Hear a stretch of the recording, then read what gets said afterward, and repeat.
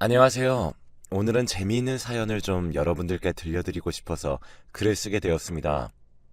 저희 남편과 저 그리고 40년 지기 친구에 관한 이야기인데요.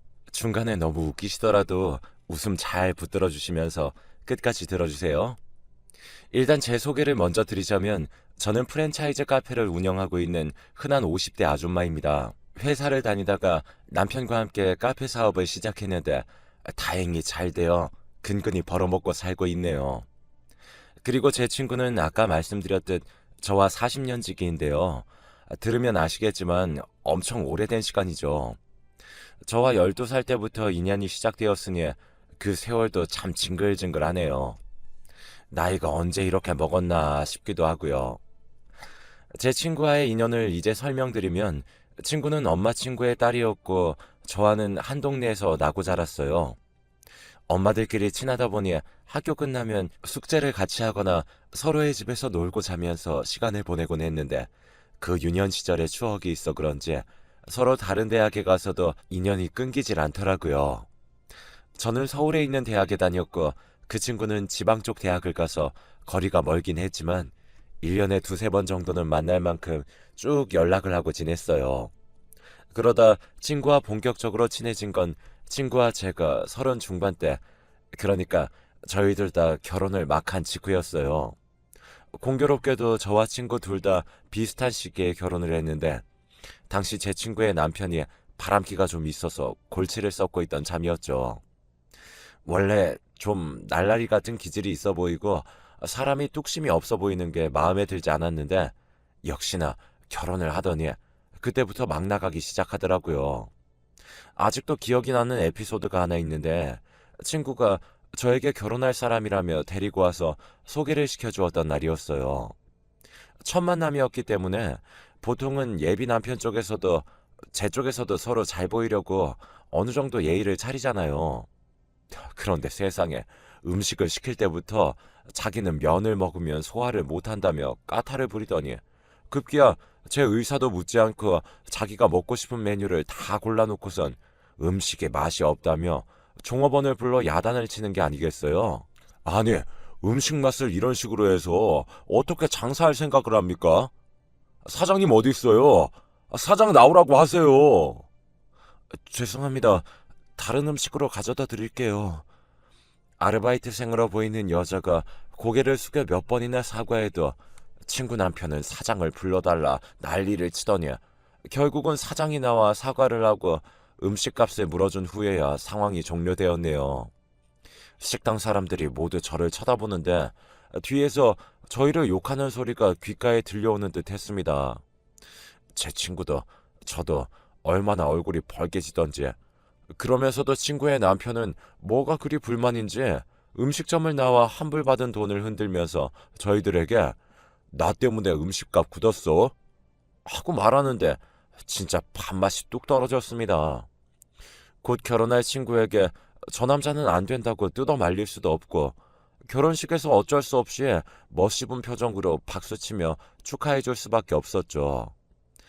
그런데 역시나 일이 터진 것이었습니다. 어느 날부터인가 여자 향수 냄새를 펄펄 풍기며 집에 들어오기 시작하더니 갑자기 출장이 있다면서 외박을 하더랍니다. 그것도 하루 이틀이 아니고 자주 그러길래 친구가 아무래도 느낌이 이상해서 옷을 막 뒤져보았는데 거기서 모텔 카드 영수증이 나왔고 너무 서러워서 그 자리에 주저앉아 엉엉 울었답니다. 그리고 제게 전화를 해왔어요. 아, 명수가 나 어쩌면 좋니?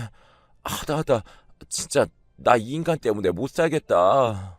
친구는 성격이 유순한 편이라 그저 자식만 바라보고 어떻게든 살려고 했어요. 그런 친구를 말린 게 저였죠.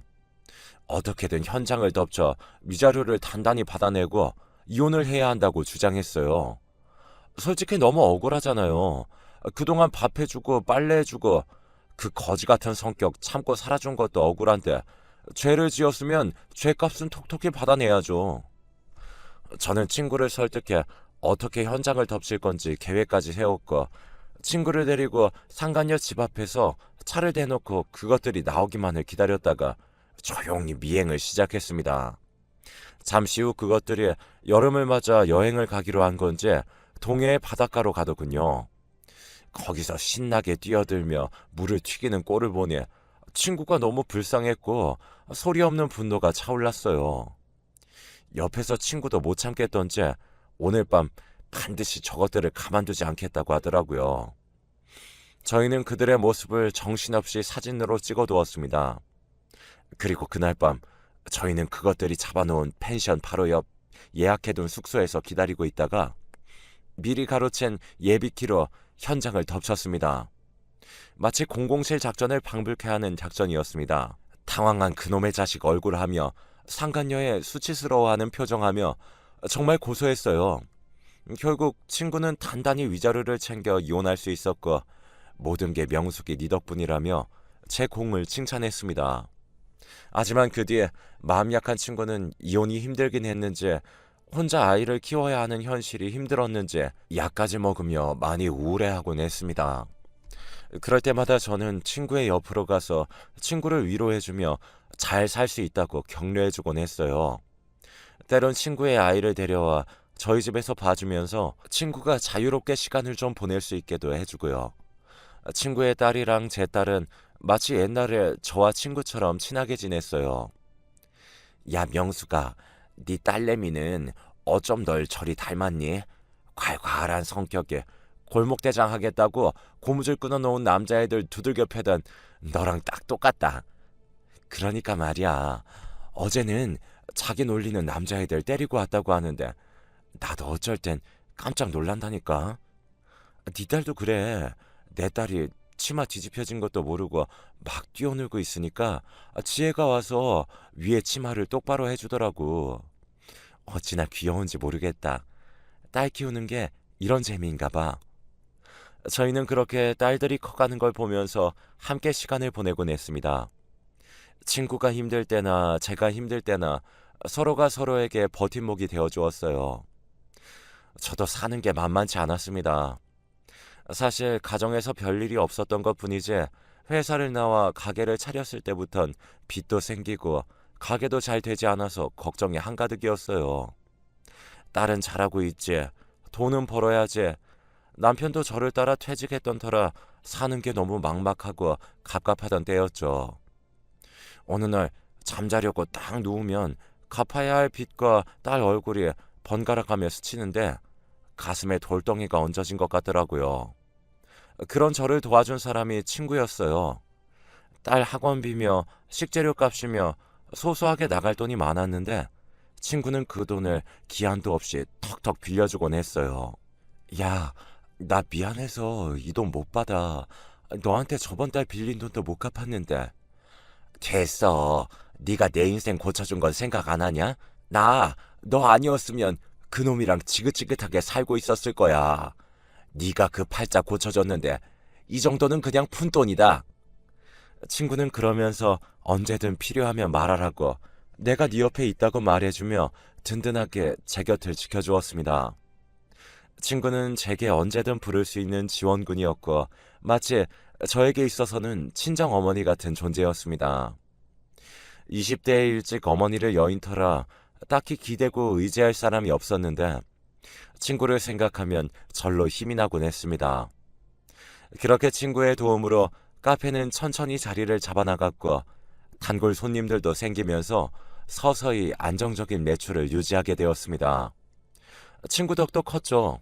친구는 당시 이혼한 후 꽃집에서 일을 하고 있었는데 꽃집에서 함께 꽃을 배웠던 사람들과 함께 저희 카페로 와서 디저트며 커피며 잔뜩 시켜주고 갔으니까요. 그때 수강생분들이 저희 카페를 알게 된 후 자주 방문해 주시곤 했습니다. 결정적으로 몇 년 후 앞에 쇼핑몰이 생기면서 젊은 층의 손님들이 많이 유입되어 카페가 더 잘 되어갔죠. 옆에서 제일 기뻐해 주던 것도 역시 친구였습니다. 친구는 남편과도 스스럼 없이 지내곤 했는데 낯을 가리긴 했지만 저와 워낙 사이가 돈독하다 보니 집에 모이면 남편과도 함께 술을 마시는 날들이 많았어요. 남편도 친구와 성격이 비슷해 처음에 친구를 낯설어하고 어려워했지만 그 다음 만남이 지속되자 터놓고 편안하게 지내고는 했어요. 또 남편 역시 친구의 도움이 크다는 걸 알았기에 친구에게 고마움을 가리지 않고 표현하곤 했죠.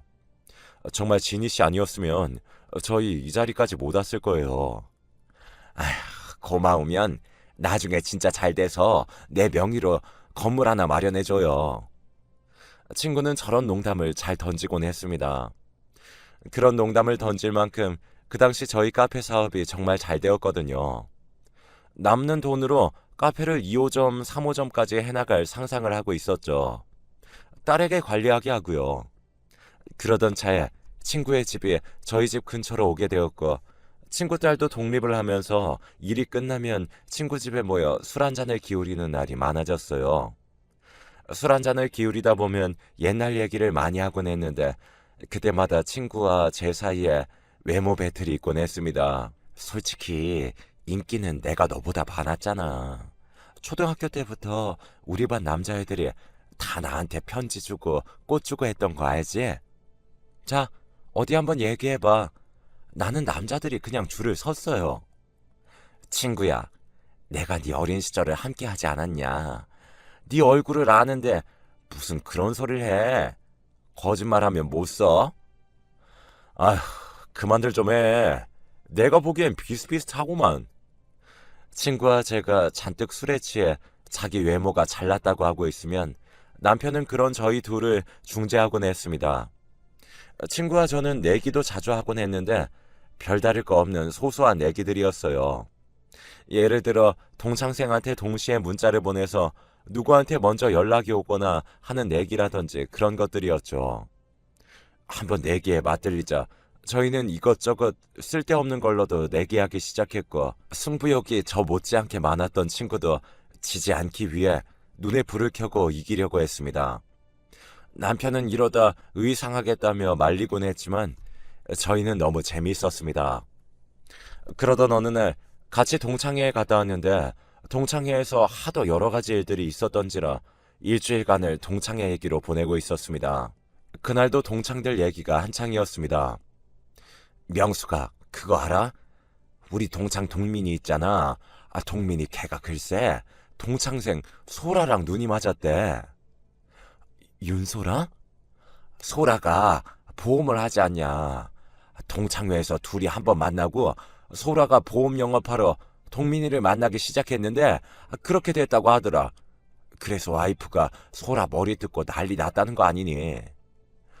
와, 순진하고 한 여자밖에 모르던 동민이가 조강지처 아내를 버리고 여우 같은 소라와 바람이 났다는 얘기는 너무나 흥미로웠습니다. 열길 물속은 알아도 사람 속 참 모른다는 생각이 들기도 했고요. 감탄사를 연발하며 동창생 얘기를 이어나가고 있는데 분위기가 확 달아올라 그런지 친구가 제게 슬쩍 물어봤습니다. 친구의 그 말이 사건의 시작이었죠. 네 남편은 한 번도 그런 적 없지? 뭐? 바람? 있겠니? 그럼 나한테 죽지. 그리고 저 배불뚝이 남편 바라봐줄 여자도 없다. 제 말에 친구는 까르르 웃었습니다. 왜?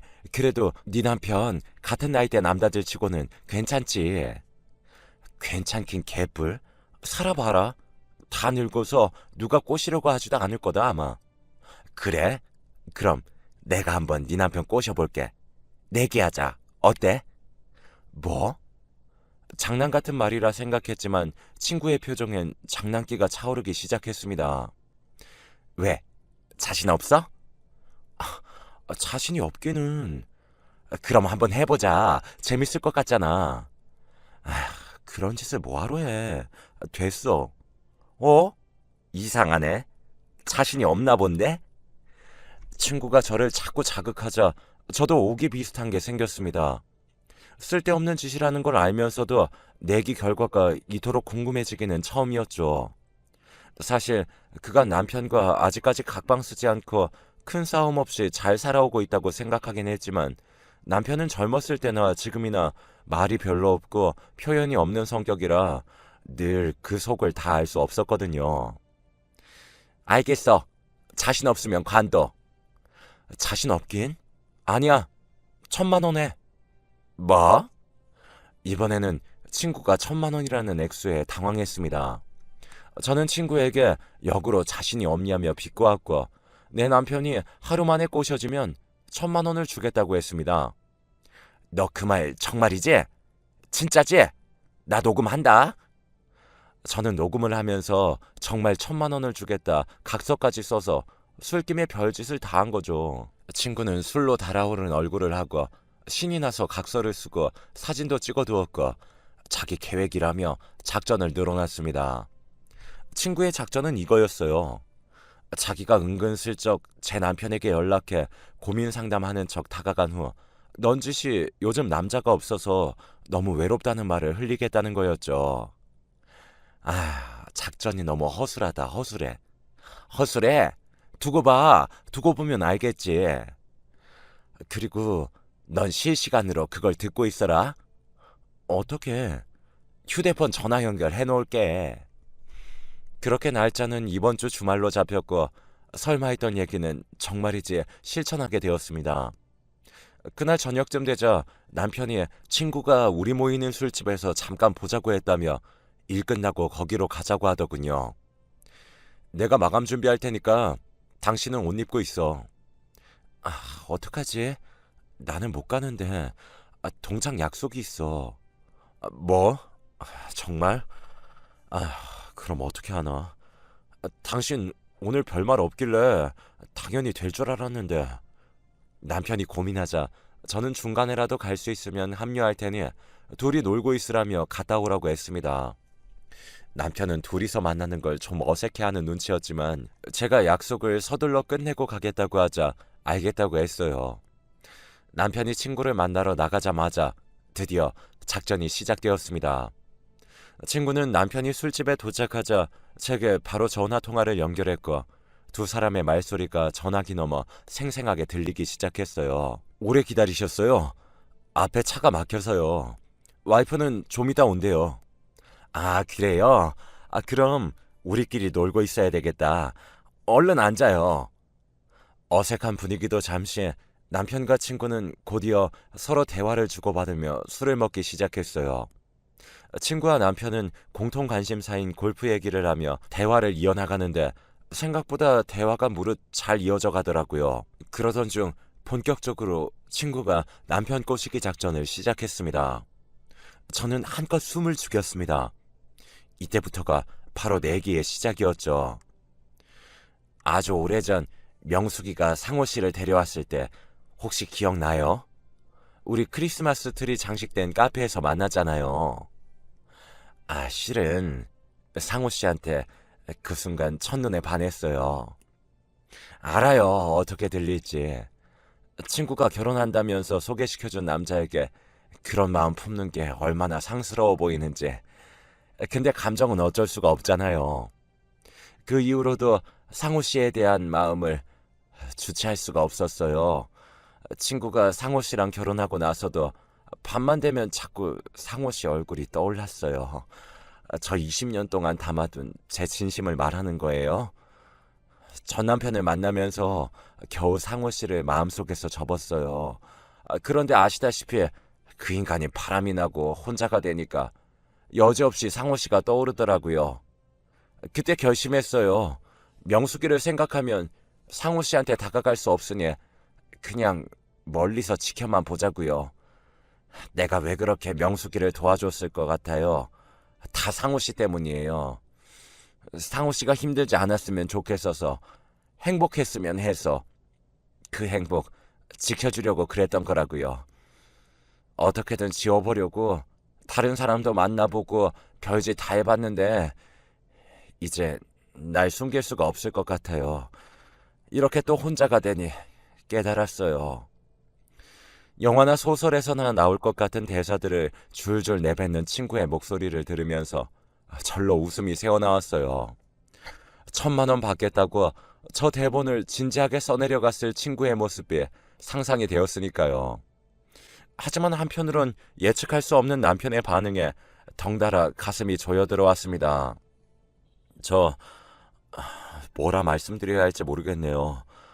절 그리 오랜 시간 좋아하셨다는 게 충격적이기도 하고. 알아요. 얼마나 놀라셨을지. 근데 제 마음도 생각해 보세요. 저는 그 오랜 시간 명숙이 생각하면서 참고 또 참아왔어요.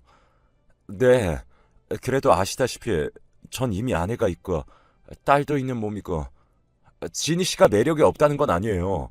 충분히 매력적인 사람이지만 아시다시피 제 와이프와의 관계도 있으시고 아무래도 이건 적절하지 않은 것 같아요. 정말 절 여자로 생각하신 적이 한 번도 없어요. 단 한 번도요. 저번에 저한테 보내던 상호 씨 신호 꽤 봤어요. 명숙이 만나러 카페에 왔을 때 저만 뚫어져라 보고 있었잖아요. 나중엔 은근슬쩍 제가 입은 옷이 예쁘다면서 칭찬도 해주시고요. 그, 그건 더 이상 변명하지 마세요. 우리 그냥 솔직해져요. 어차피 우리 둘밖에 없잖아요. 상우 씨도 나한테 단 한 번쯤은 감정 느낀 적이 있잖아요. 아마 그때가 제 인생에서 심박수가 가장 빠르게 뛰었던 때가 아닐까 싶어요. 장난으로 시작한 얘기였지만 예상치 못한 친구의 말과 남편의 반응에 저도 모르게 표정이 굳어져 갔어요. 여기서 만약 남편이 그렇다고 한다면 나와 남편의 관계는 어떻게 되는 걸까? 친구와의 관계는 어떻게 되는 걸까? 모든 게 파국으로 끝날 게 분명했어요. 당장이라도 전화기 넘어 그만하라고 소리라도 질러 멈추고 싶은 심정이었습니다. 그때였습니다. 남편의 목소리가 다시 들렸는데 이때부터 심각하고 진지했던 분위기가 반전이 되더라고요. 웃음을 참느라 죽는 줄 알았죠. 그리고 솔직히 말씀드리면 진희 씨는 제 취향이 아니세요. 이런 말 하기 뭐하지만 전 뭐랄까 예쁘고 청순하신 분이 좋아요. 뭐, 뭐라고요? 그럼 전 얼굴이 그렇지 않다는 거예요? 아니요. 아니 그러니까 그 제 취향과는 거리가 멀다는 거죠. 조금 어이가 없는데요. 저 이래봬도 대학교 간판이었어요. 상호 씨 같은 분은 저한테 말도 못 걸었죠. 아, 예. 근데 어찌됐든 제 취향이 아니에요. 어, 그리고 뭐랄까? 그 지니 씨는 성격도 좀 세시잖아요. 저는 기센 여자 무서워요. 좀 싫어하고요. 그때부터 친구는 화가 진짜 난 것 같았어요. 코낀 뽑는 소리가 여기까지 들렸으니까요. 왜냐하면 친구가 제일 싫어하는 소리가 바로 기센 여자였거든요. 역시나 친구의 말 폭격에 다다다 이어졌습니다. 자기는 기가 절대 세지 않다는 등 살아있는 벌레도 못 죽인다는 등 듣고 있자니 친구가 조금 가엾게 느낄 정도였습니다. 친구는 한참 동안이나 혼자 말한 것 같아요. 거의 20분간을요. 얼마나 그 말이 싫었으면 그렇게나 오래 말했을까요? 제가 나서서 친구를 좀 말려주고 싶은 심정이었습니다. 허나 그러기엔 이 상황이 너무 웃겨서 그러지 못했죠. 저는 낄낄 웃으며 웃는 건지 우는 건지 알 수 없을 정도로 바닥을 치며 웃어대고 있었고 그 사이 친구는 급기야 제 남편을 공격했습니다. 그럼 상우 씨는 완벽한 줄 아세요? 상우 씨는 너무 비실비실하고 빼빼 말라서 툭하면 쓰러질 것 같이 생겼다고요. 화가 좀 많이 나신 것 같은데 진정하세요. 제 말은 그런 뜻이 아니었어요. 됐어요. 비실비실하게 생겨가지고는. 자꾸 비실비실하다고 하셨는데 저 안 비실합니다. 그리고 기 세다고 하셨는데 나도 기 안 세다고요. 저도 안 비실비실합니다. 그만하시죠. 남편은 나중에야 상황을 수습하려고 했지만 친구는 말이 더 살쪄버렸습니다. 그런데 남편 역시 술이 잔뜩 취했는지 똑같이 반격하더라고요. 평소 점잖고 말 수 없던 남편마저 그러니 그렇게 상황은 걷잡을 수 없이 커져갔습니다. 사실 남편 역시 마른 몸이 컴플렉스라서 그 말을 정말 싫어했거든요. 저도 웬만하면 남편에게 아무리 화가 나도 그 말은 안 하려 했는데 친구가 정통으로 남편의 콤플렉스를 건드린 거였죠. 이쯤 되자 둘 사이의 감정이 나빠지는 게 보여서 제가 다 조마조마하더라고요. 그러다 잔뜩 화가 난 남편이 마지막으로 던진 한마디로 친구는 남편을 향해 소리를 질러버렸습니다. 쥐같이 생겨가지고. 남편은 평소에도 저와 단둘이 있을 때 친구가 쥐를 닮은 것 같다고 몇 번 말하곤 했습니다. 우스갯소리로 한 말이었지만 저도 친구가 쥐상이라는 걸 알았기에 맞다고 동의를 했었죠. 그런데 이 말을 여기서 꺼낼 줄이야. 한숨이 푹 나왔습니다. 친구는 앞에 있는 땅콩 접시를 던진 건지 남편은 뭔가에 맞아 악소리를 질렀고 전화는 또 끊겨버렸습니다. 남편은 화가 잔뜩 난 얼굴로 집에 돌아왔고 저는 남편에게 조심스러운 목소리로 내기였다는 걸 말해주었어요. 뭐라고? 내기였다고? 지금 장난해? 아니 그런 얘기를 왜 해? 남편은 그런 쓸데없는 얘기를 왜 하냐며 불같이 화를 내었습니다. 저는 모든 게 제 탓이라며 죄인처럼 고개를 푹 숙였죠. 남편만 마음이 상한 게 아니었죠. 더 큰 문제는 친구였어요. 다음날 정말로 1,000만 원이라는 큰 돈이 입금되었는데 친구가 연락을 안 받는 거예요. 저는 다시 돌려주려고 했거든요. 친구와 내기로 1,000만 원이라니 장난으로 시작한 거라서 당연히 돌려줘야 하는 게 맞다고 생각했습니다. 하지만 전화를 안 받으니 미칠 노릇입니다. 아무리 전화를 하고 문자를 해도 친구는 모조리 제 연락을 받지 않고 있습니다. 아마 이번 일로 자존심이 단단히 상한 것 같았죠. 사실 친구는 나이가 들었음에도 외모에 대한 자부심이 대단했었거든요. 그런 친구가 제 남편에게 쥐같이 생겼다, 기세다는 말을 들었으니 자존심이 상할 만했죠. 저는 친구에게 미안하다며 앞으로 이런 얘기는 하지 말자고 남편이 그냥 한 말이니 마음에 담아두지 말라는 말들을 남겼지만 친구는 모두 대답을 하지 않고 있습니다. 이를 어쩌면 좋을까요? 친구에게 사과를 한다고 기분이 풀어질까요? 장난으로 시작된 얘기였는데 친구의 마음이 이렇게나 상해버리니 너무나 찝찝하네요. 이대로 친구와 영영 화해하지 못할까봐 걱정도 됩니다. 이야기를 들은 여러분들께서 해답을 주신다면